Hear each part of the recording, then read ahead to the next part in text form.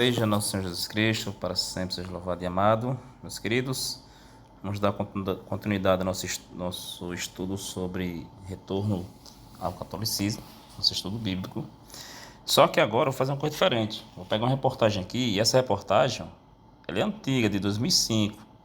Tentei achar uma mais atual, mas não consegui encontrar aqui na internet não, mas isso aqui também serve como exemplo, certo? 14 de agosto de 2005, da Folha de São Paulo. Aqui está falando sobre as religiões que brotam e morrem aos milhares. Vejamos o que diz aqui, um pequeno trecho, certo? Para muitas pessoas, a religião é uma forma de compreender melhor o mundo. E assim, ele continua bem nessa parte aqui, ó. A partir da parte Enciclopédia das Religiões fala, Enciclopédia das Religiões Americanas, calcula que a cada ano surgem de 3.000 a 4.000 novas religiões no mundo, ou seja, por volta de 10 religiões no mundo. Ele continua, a maioria dessas religiões é tão pequena e a vida tão curta que elas não chegam a ser notadas pela mídia. Ok. Continuando. Também elas desaparecem, né? Cerca de 1.000 a 2.000 anualmente. Porém, a quantidade que aumenta as religiões é muito maior do que a quantidade que desaparece. E, olha só que interessante aqui. Há 33.830 diferentes denominações cristãs. Aí dá uns exemplos, né? O catolicismo romano, a Assembleia de Deus, metodismo. Enfim, existem vários grupos étnicos dentro da religião cristã. Isso aqui é um conteúdo de 2005, pessoal. Certamente esse número atualmente deve ser bem maior. Aqui está dizendo que há 33.830 diferentes denominações cristãs. Sim, mas o que é que isso aí tem a ver com o estudo, certo? Pelo que você viu aí no título, vamos falar sobre o menu protestante. Menu, cardápio, certo? O que é o cardápio? O cardápio, sei lá, você escolhe, eu gosto desse tipo de comida, eu não gosto desse. E aqui também acontece dentro do cristianismo atualmente, infelizmente. Você olha assim, não, eu vou ficar nessa religião aqui porque essa aqui eu gosto dela, porque ela me permite fazer isso, aquela não me permite fazer isso, então eu vou ficar nessa aqui mesmo. É o que as pessoas pensam em fazer. Mas me diga uma coisa, o que será que as escrituras falam sobre isso, né? Bem, primeiro vamos analisar o seguinte.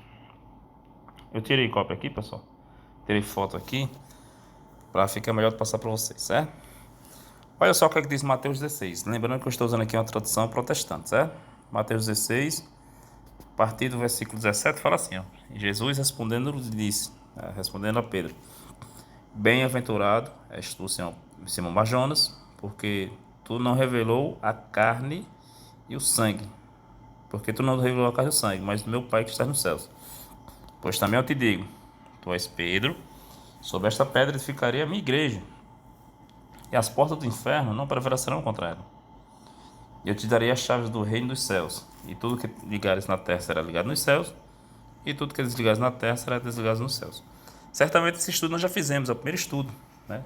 O estudo falando sobre a Igreja de Cristo. Aconselho vocês a assistirem, né, os estudos anteriores para depois chegar nesse aqui. Esse aqui vai ser uma espécie de um breve resumo, né, do que nós já vimos e como dar continuidade ao nosso estudo de retorno ao catolicismo. Vamos fazer aqui uma interpretação diferente da Igreja Católica, né, que a Igreja Católica fala que quando Cristo está dizendo, tu és pedra, e sobre essa pedra edifica a minha igreja, ele está dizendo que é sobre Pedro que edifica a igreja. Mas suponha que não seja. Vamos supor que não seja. Suponha que o Cristo está falando sobre ele mesmo, sobre essa pedra, ele, Jesus, edificará a minha igreja. Só que aqui tem um detalhe. Ele fala a minha igreja, não as minhas igrejas. Ele fala a minha igreja. Um pronome possessivo. Certo? E nós vemos aqui que a frase, na coerência aqui, está no singular, não no plural. Então ele está falando de uma única igreja. E ainda fala assim, as portas do inferno não prevalecerão contra ela. Então o que acontece? O que acontece é que a partir do momento que qualquer pessoa cria uma igreja protestante, ele está falando que Cristo é mentiroso. Por quê? Porque se eu crio uma igreja protestante, eu estou dizendo que a igreja católica, que foi a igreja que Cristo fundou nessa época aqui, a época apostólica, é a única igreja que vem da época dos apóstolos, eu estou dizendo que a igreja católica caiu. as portas do inferno prevaleceram contra ela. E Cristo disse que não ia prevalecer contra ela. Então, das duas, uma.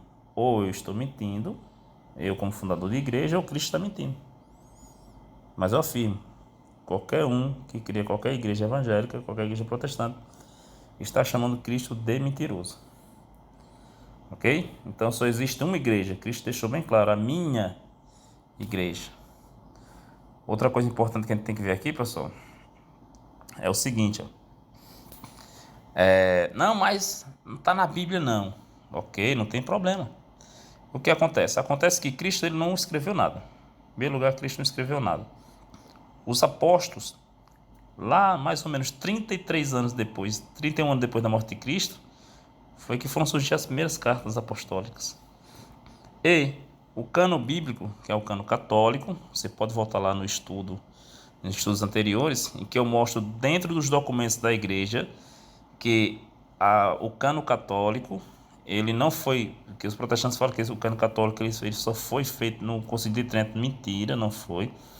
Foi desde o Sínodo de Jerusalém, e você pode olhar lá no século IV, que já tem todos os livros que a Igreja Católica usa até hoje, certo? Por quê? Porque os apóstolos eles usavam a versão da Septuaginta, e a versão da Septuaginta tem esses livros que são os deuterocanônicos, que os evangélicos chamam, os protestantes chamam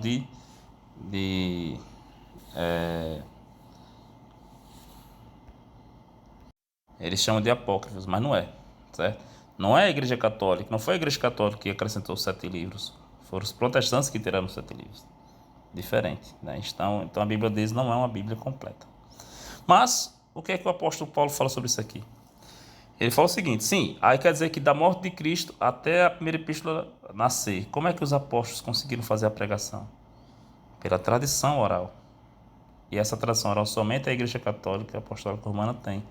Por quê? Porque ela nasceu com os apóstolos. Temos o primeiro Papa com São Pedro. E a prova disso está em 2 Tessalonicenses, capítulo 2, versículo 15. Que o apóstolo Paulo fala assim, ó: então, irmãos, estáis firmes. Lembrando que aqui é uma tradução protestante, João Ferreira de Almeida. Estáis firmes e retende as tradições que vos foram ensinadas. Quais são essas tradições? Seja por palavra, de forma oral, seja por epístola nossa, ou seja, os escritos do Novo Testamento. Então, Paulo disse, vocês têm que ficar firmes nas tradições, tanto a tradição oral como a tradição escrita. Os protestantes não têm tradição oral. Por quê? Porque eles não nasceram na época de Cristo, eles não foram fundados por Jesus Cristo. Esse é o problema, certo? Só nessa passagem aqui, quebra-se a ideia da sola escritura. Somente a escritura é necessária. Não, não é. A escritura é importante? É. É a palavra de Deus? É. Mas não é o todo. E não é toda a palavra de Deus. Também tem a tradição oral. E somente a Igreja Católica tem essa tradição oral. E outra coisa, pessoal. Quantas religiões nós temos? Isso em 2005, dá 2005, 33.380 religiões no mundo. Onde é que está a unidade? Não existe unidade. Analise aqui a passagem de 1 Coríntios, capítulo 1, versículo 10. 1 Coríntios, capítulo 1, versículo 10. E também o versículo 13, que diz assim, ó: rogo-vos, porém, irmãos, pelo nome de nosso Senhor Jesus Cristo, que digais todos uma mesma coisa, e que não haja entre vós dissensões. Antes, sejais unidos em um mesmo pensamento e em um mesmo parecer. Peraí, isso é isso que acontece dentro do protestantismo? Todos são unidos? Todos falam a mesma coisa? Ou cada igreja que é fundada aí de fundo e quintal, porque um pastor ou um membro não gostou do que outro pastor da igreja disse e fundou a própria igreja dele? Isso é união? O protestantismo, ele contradiz a própria escritura. Como vocês viram, não é só a escritura. Não existe só a escritura. Eu aconselho que vocês assistam um vídeo sobre isso aí também. Certo? E outra coisa, não há unidade do protestantismo. Na Igreja Católica, sim, há unidade, desde a época apostólica. Claro que houve tentativas de quebras de unidade, como o arianismo e outros grupos que tentaram dividir a Igreja Católica. Mas aí entra o magistério da Igreja, que é o terceiro pilar, que esses três pilares mantêm a fé de Cristo viva na Terra, que é a Sagrada Escritura, a Sagrada Tradição e o Sagrado Magistério. Então, o magistério da Igreja foi lá, se reuniu e através do Espírito Santo conseguiu derrubar todas essas dissensões, todas essas divisões, todas essas mentiras, heresias que tentaram entrar dentro da Igreja. Então, pessoal, olha só, nós temos aí um cardápio de religiões. É isso que Cristo quer? Essa é a unidade? Isso não é unidade. Você só vai encontrar unidade dentro da Igreja Católica Apostólica Romana, porque ela está desde a época dos apóstolos. Salve Maria Santíssima, viva Cristo Rei. Por favor, se você puder, compartilhe esse vídeo, ajuda a divulgar esse canal, curta, comente, assim dá engajamento ao canal, tá bom? Deus abençoe a cada um.